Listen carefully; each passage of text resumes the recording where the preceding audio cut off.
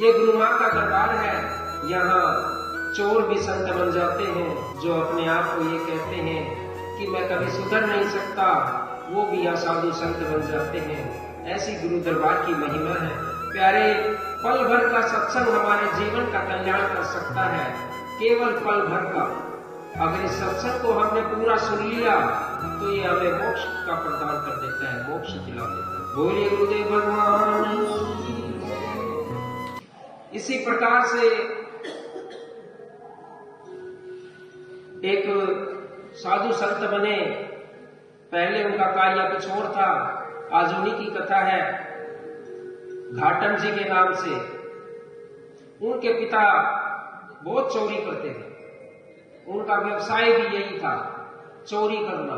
क्या करना? चोरी करना।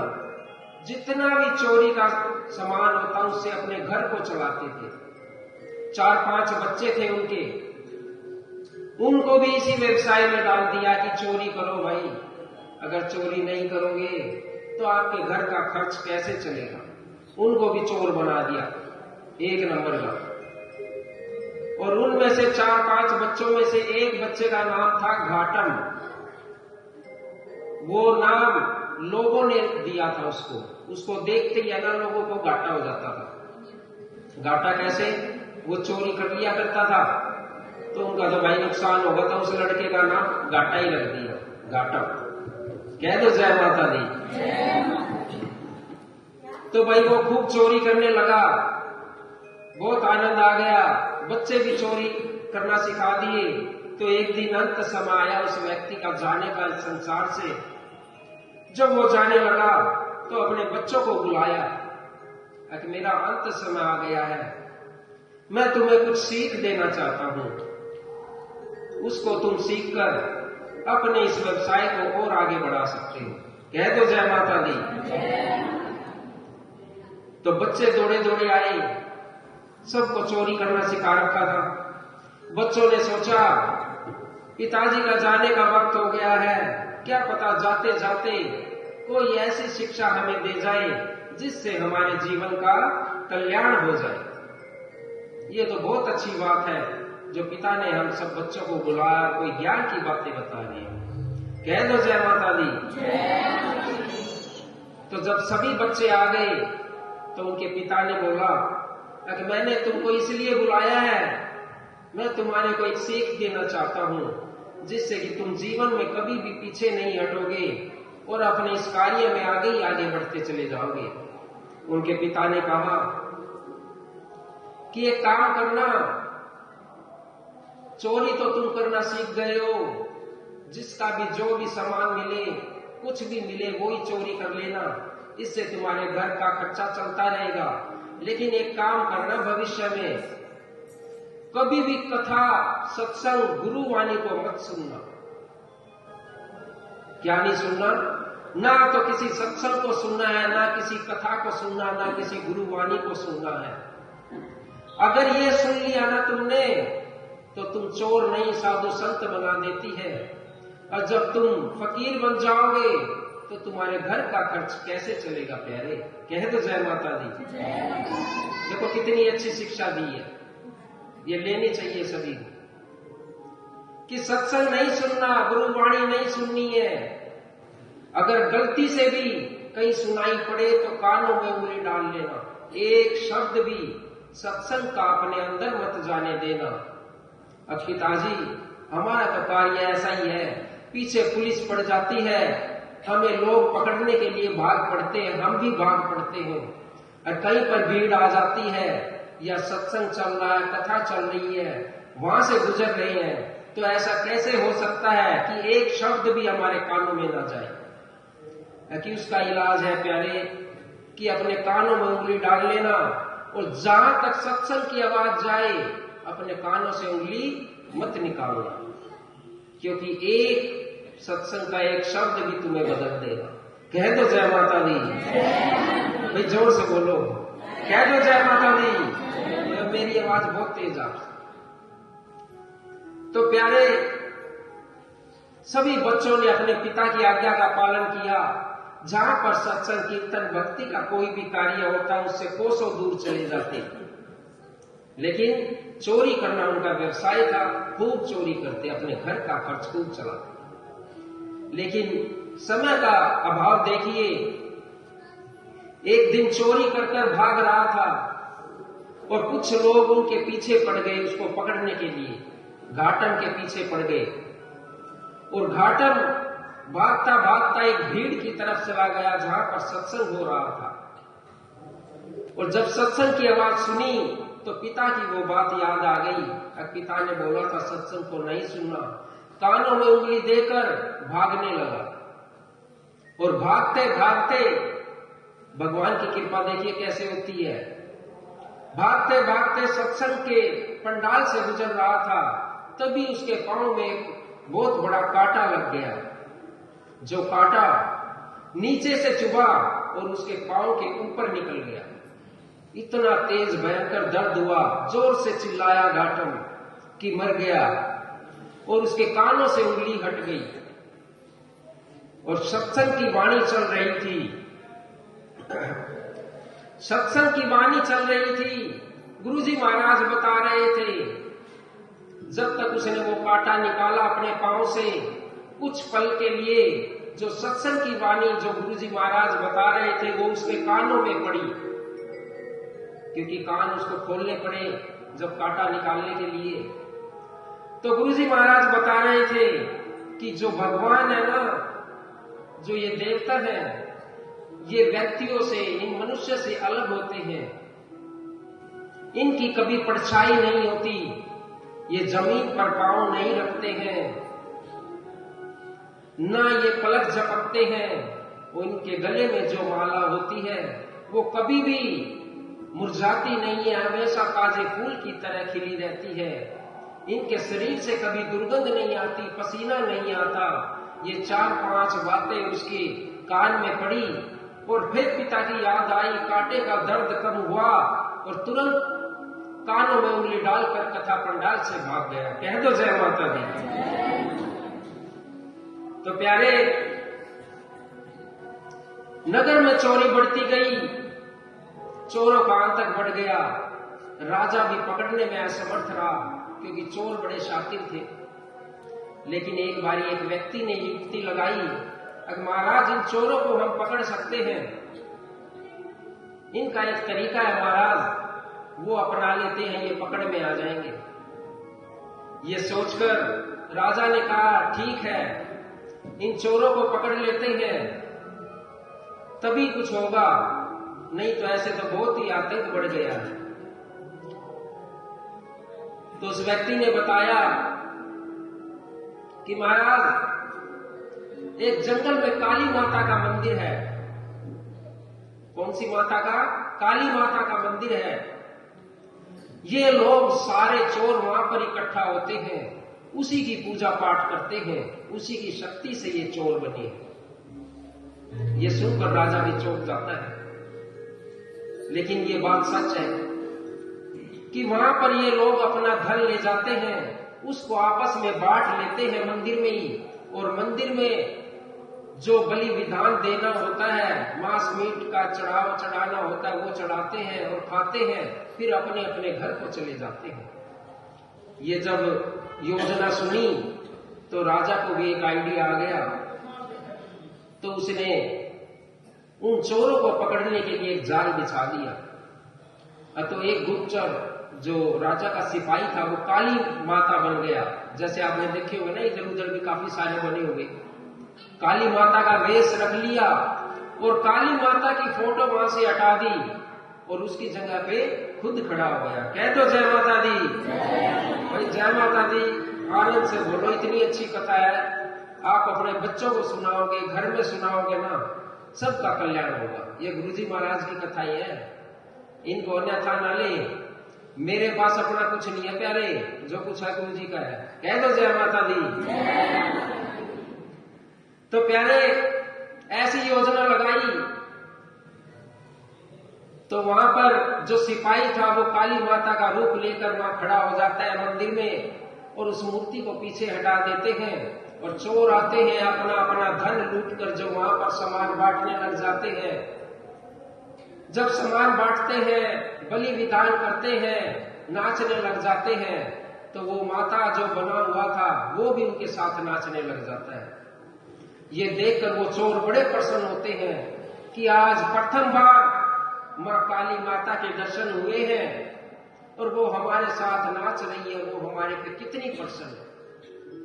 और उधर सामने घाटम भी खड़ा था। अब घाटम ने छोटा सा पल भर का सत्संग सुना था, केवल पल भर का। उसमें जो गुरु वाणी में बताया था वो उसने अंदाजा लगाया कि जो ये काली माता है ये तो धरती पर नाच रही है, पलक भी झपक रही है, इसके जो माला है गले की वो भी मुरझाई हुई है, इसके शरीर से दुर्गंध भी आ रही है, पसीने भी आ रही है। वो तुरंत समझ गया कि ये कोई राजा की चाल है, सिपाही है, और तुरंत निकल लिया। उसने सोचा मैं इनको बताऊंगा मूर्खों को तो ये मेरी बात पे विश्वास नहीं करेंगे, तब तक देर हो जाएगी और मुझे भी पकड़ लिया जाएगा। कह दो जय माता दी। एक पल भर के सत्संग ने और वो बात उसके वहां पर गूंजी जब भगवान वो काली माता वहां पर नाच रही थी, तो उसने तुरंत उस बात का निर्णय लिया और वहां से भाग गया। और थोड़ी देर बाद, कुछ ही क्षण बाद वहां पर राजा आ जाता है और बहुत सारे सिपाही आ जाते हैं और उन चोरों को पकड़ लेते हैं। नामी ग्रामी चोर थे भाई, पूरे शहर में आतंक मचा रखा था, सभी को फांसी की सजा दे दी, सभी को मार दिया। नगरी में बड़ा खुशी का माहौल कि सभी चोर मर गए। लेकिन जब घाटम जी ने ये सुना कि सभी को फांसी हो गई, सभी को मार दिया, वो बड़े विचलित हो गए। सोचने लगे कि एक पल भर का सत्संग, कुछ क्षण का सत्संग, कुछ सेकंड का सत्संग मुझे जीवन दान दे सकता है। अगर मैंने गुरुवाणी और गुरु का पूरा सत्संग सुन लिया तो मुझे मोक्ष की प्राप्ति करा सकता है।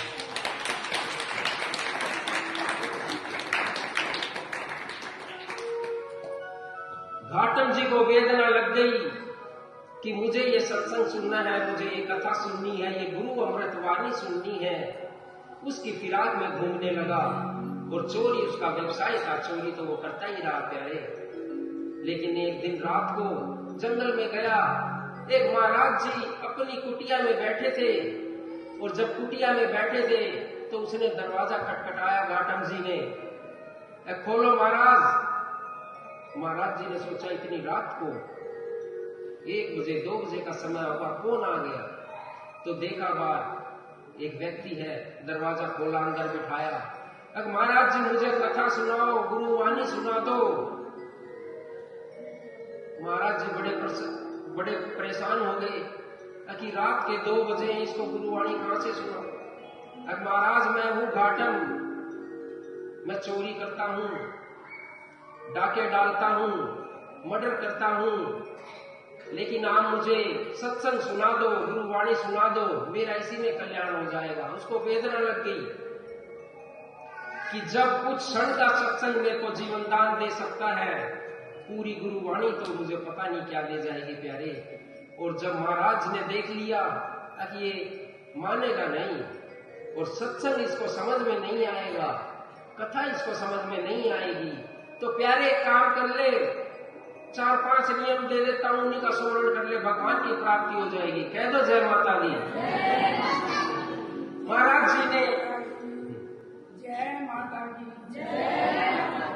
चीटों से मन की मैल कटती, चीटों से मन की मैल धुलती, चीटों से मन की मैल धुलती, चोरों से साधु होते देखे दरबार में, चोरों से साधु होते देखे दरबार में, चोरों से साधु होते देखे दरबार में, चोरों से साधु होते देखे दरबार में।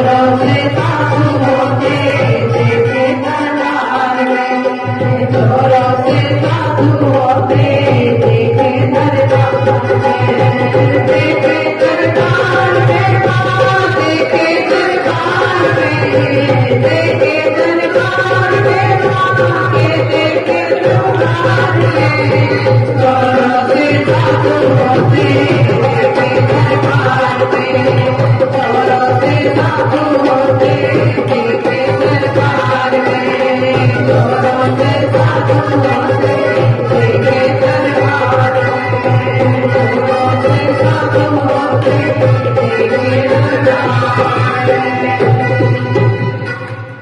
देखिए भगत जन्म माँ के प्यारे में, चोर भी माँ करके कुछ नहीं है, साधु बना दी ना कवि ने, और साधु बना दी ना संत ने। ऐसे महान डाकुओं को भी अपनी शरण लेकर की काया पलट दी। और तुम कहाँ सो रहे हो? काया पलट लो, हम सारे चोर हैं। और किसके? धन के नहीं, माँ के। माँ के चोर हैं जो उसके नाम के लिए समय नहीं हमारे पास, अपने काम के लिए समय है।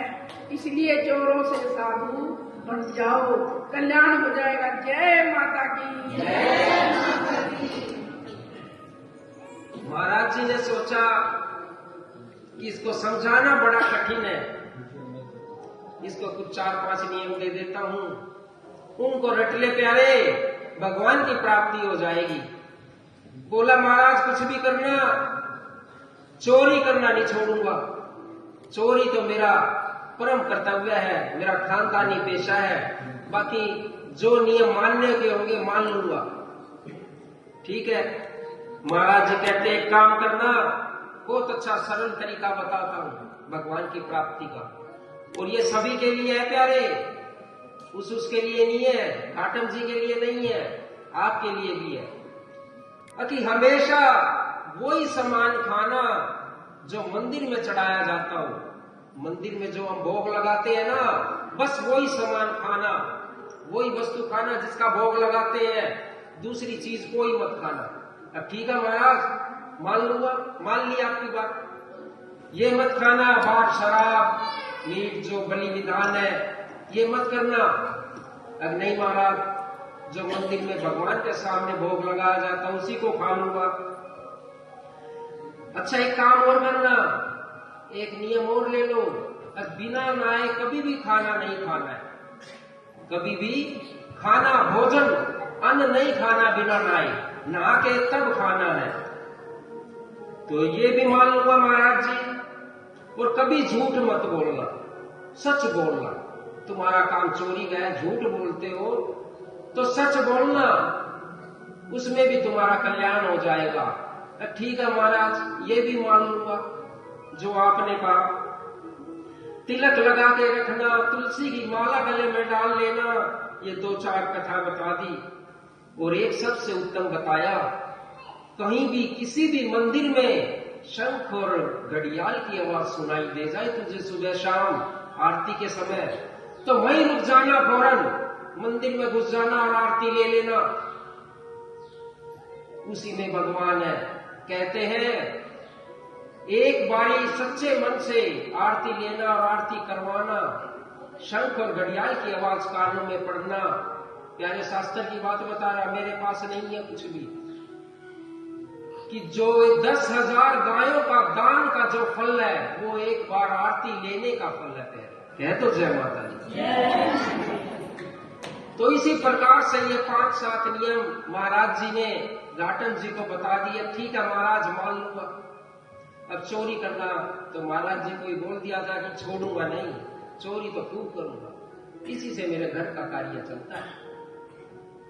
अब एक दिन उसने क्या किया, छोटी मोटी चोरी बहुत कर ली थी, और गुरु जी के द्वारा, महाराज जी के द्वारा दिए गए वचनों को अमल कर रहा था। और एक दिन एक सेनापति का वेश बना लिया, पूरा रूबरू, उसी के वस्त्र पहन लिए, वही तलवार, वही सर पे ताज, और किसी राजमहल में चोरी करने के लिए चला गया।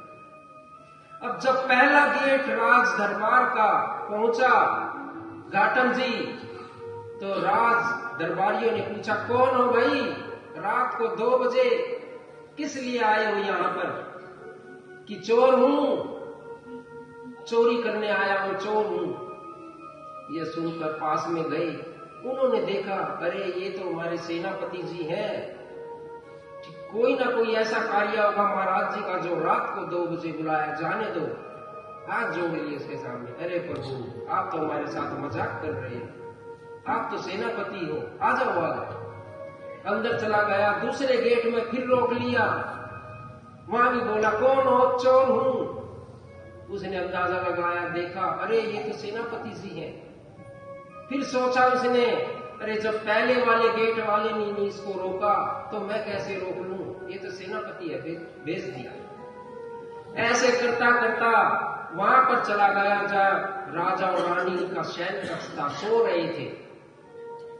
अब भाई चोरी करने के लिए राजा के दरबार में आया, किसी के घर थोड़ी गया था, तो चोरी भी बड़ी करनी थी।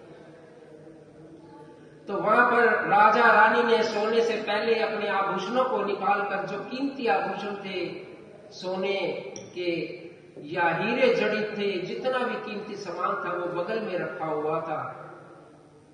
तो उसकी नजर पड़ी घाटम जी की, अरे बड़े कीमती आभूषण रखे हैं, सारे आभूषण ले लिए और सभी की एक गांठ मार ली, पोटली बनाई और अपने कंधे पे रख ली।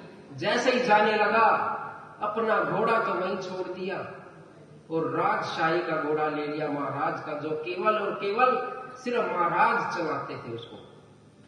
बड़ा जबरदस्त घोड़ा था राजघराने का, उसका रंग बिल्कुल काला, एकदम शाही काला, और वो ले लिया। उस पर बैठकर राज दरबार से निकल गया घाटम जी।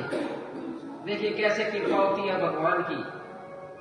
घाटम जी निकल गए और जब सुबह पड़ी तो देखा, अरे भाई राजभवन में तो चोरी हो गई है, राजा महाराजा के सभी आभूषण चोरी हो गए हैं।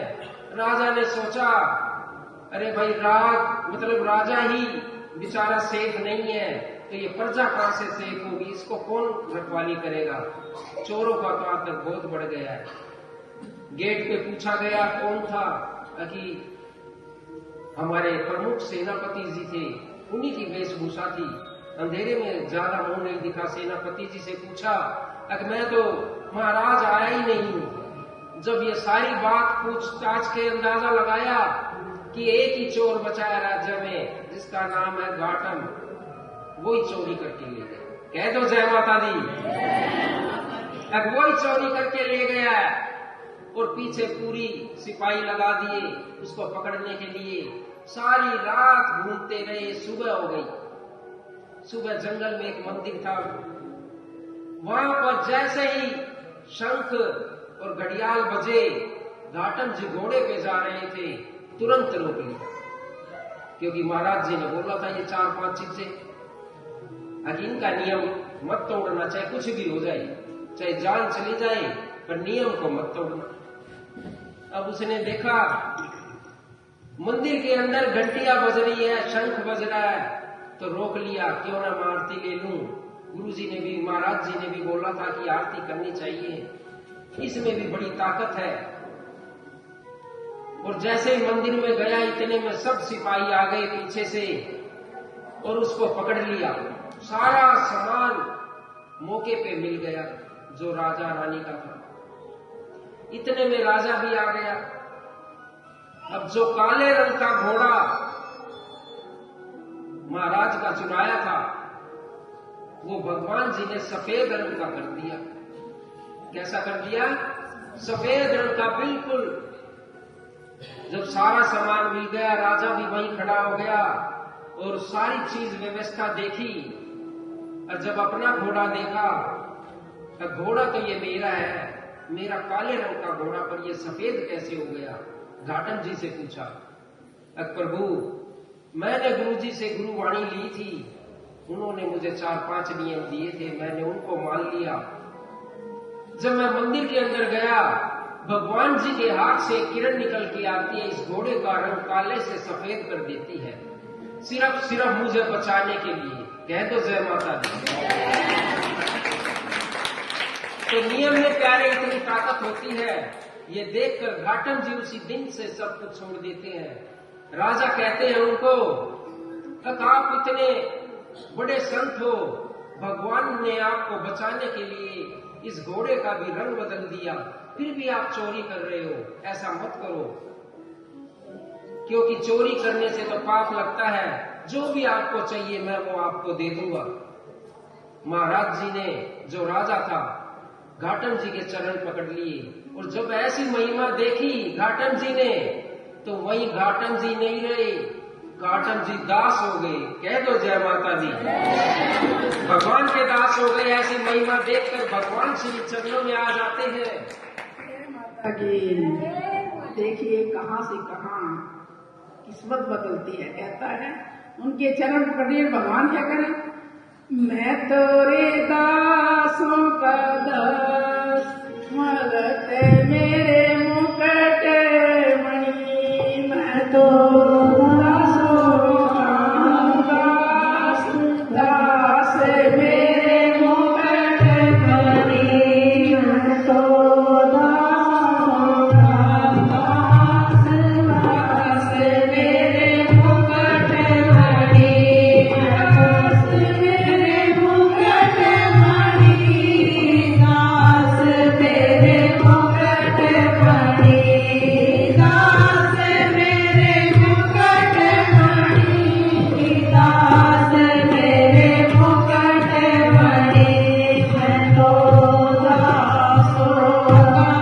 दास, दास मेरे मुकुट मणि, मैं तो दासों का दास, दास मेरे मुकुट मणि, दास मेरे मुकुट मणि, दास मेरे मुकुट मणि, दास मेरे मुकुट मणि, दास मेरे मुकुट मणि, मैं तो दासों का दास, दास मेरे मुकुट मणि, मैं तो दासों का दास, दास मेरे मुकुट मणि।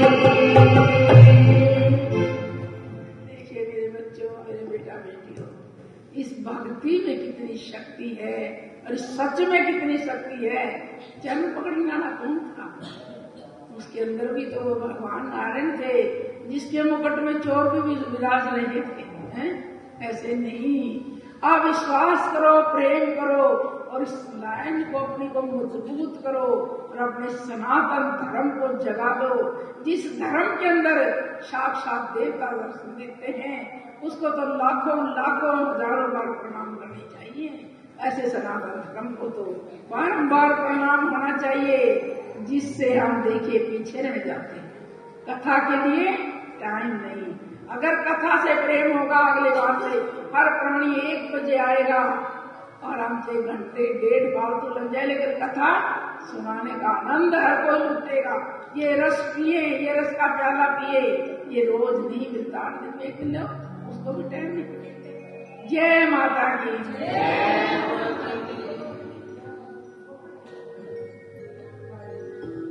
जब राजा ने घाटम जी के चरण छुए, ये देखकर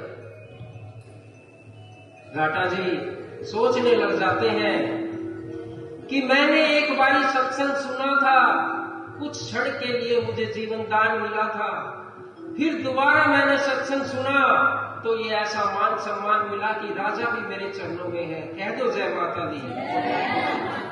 और उसी समय भगवान श्री के चरणों में लेट जाते हैं और क्षमा याचना मांगते हैं।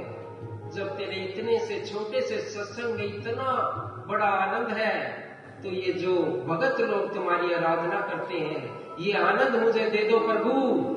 और इस आनंद के लिए वो भजन मैं करता रहूं गुणगान, मुझे दो ऐसा वरदान।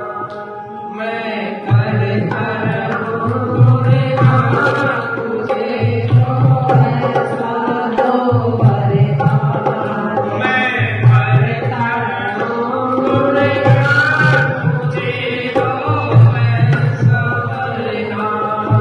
मैं करता रहूं गुणगान,